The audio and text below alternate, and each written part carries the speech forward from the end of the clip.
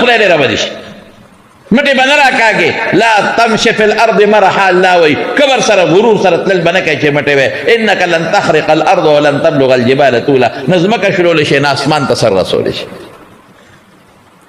کبر خو الله سره ښایيږي الکبریا ردائي الله وی لوی خو زما جامه ده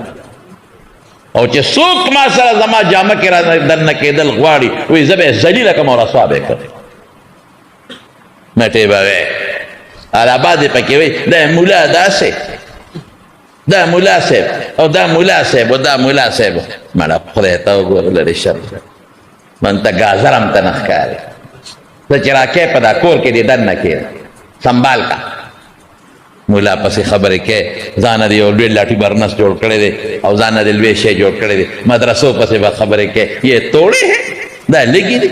اپنا یہ بناتے ہیں نوې مدرسې جوړه سکولونه لګ دی ولې جوړه وړي قسم په خدای خلک کم خوا لاړل کم طرف دا خلک سره دی ګیرې پسې دوی خبرې کوي سپک ته ګوري دا شیخ کوړی شیخ پسې دا شیخ ولې د پیغمبر نقشې پسې ولې خبرې کوي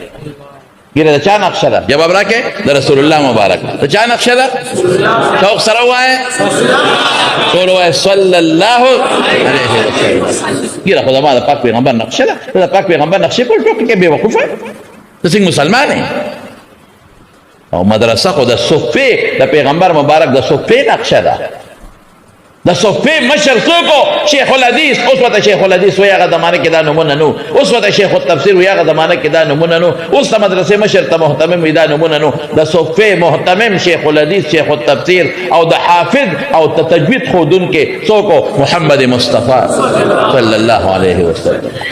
دا مدرسه خو د هغې لور ده دا خو د هغې شاخ دی ته د پیغمبر په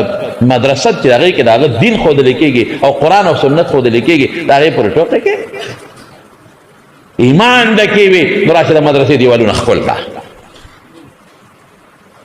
ایمان درکې وي د پیغمبر ګیره پرېږده ایمان درکې وي راشه د پیغمبر د پټکي والا قدر وکړه ایمان درکې وي د پیغمبر نقشې والا قدر وکړه که ځان ته مسلمان وي دین ته به سپک نه ګورې او چې دین ته سپک وکتل د دین مرکز ته سپک وکتل نو ته بیا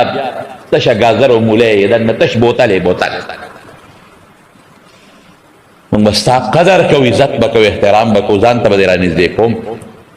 دا کشر کل زمونږ بچي دي موږ به ځان ته رانږدې کوو ځان نه به لرې کوو نه موږ به نصیحت ورته کوو موږ به بچو غوندې ګڼو موږ به دوی غلطۍ معاف کوو خو دې ته به موږ عقل او نصیحت هم ورته کوو چې د خدای خاطر وکړئ د خدای خاطر وکړئ چې دا څه کوې دا ټول لیکلی کېږي او قیامت پر ورځ به د